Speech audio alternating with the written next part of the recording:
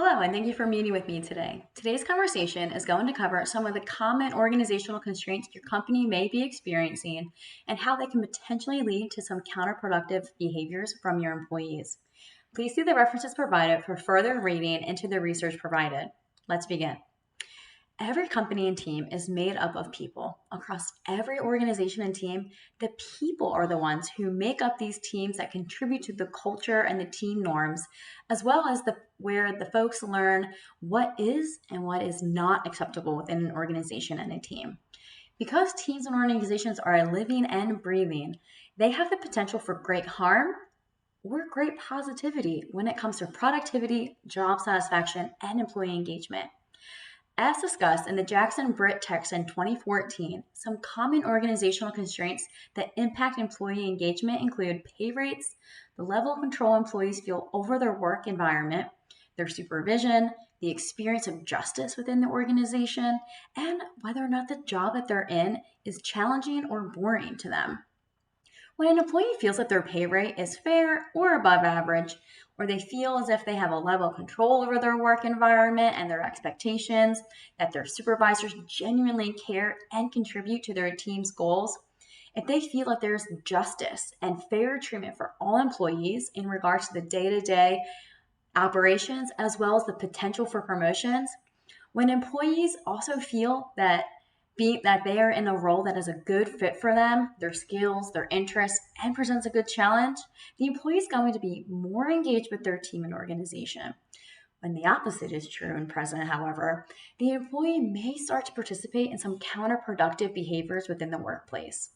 Some common counterproductive behaviors in the workplace include employee disengagement or withdrawal, production deviance, theft, misuse of time and resources, and incivility in the form of inappropriate verbal or physical action in the workplace.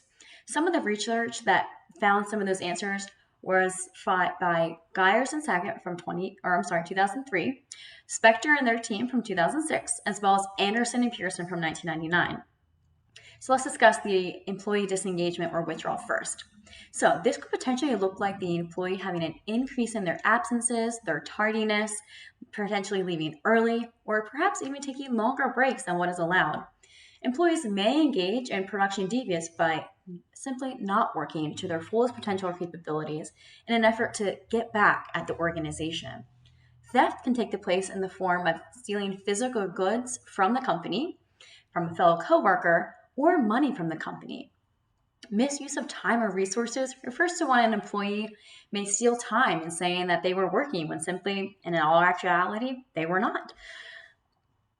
Incivility refers to when an employee does not treat somebody else at the company or on the team with mutual respect and in a manner in which they wish to be treated. This can all play out in both physical or a verbal sense, where the employee may say something inappropriate to a coworker or in physically harming another person or company property. In an effort to decrease counterproductive work behaviors, company and leadership teams should take a proactive stance rather than a reactive stance. A few practical examples could include management being involved in the day-to-day operations of the team, providing feedback and coaching as needed, being a trusted go-to resource whenever they need assistance, as well as providing opportunities for employees to try new things.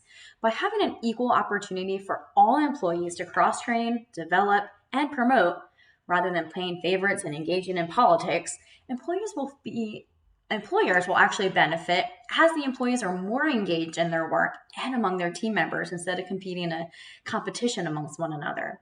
Additionally, by setting standards, setting an example, and not allowing misconduct to be shuffled under the rug or ignored for some, but acceptable for others, this will also build a culture of trust and mutual respect, as well as justice, which will be present among the team and the organization within the company.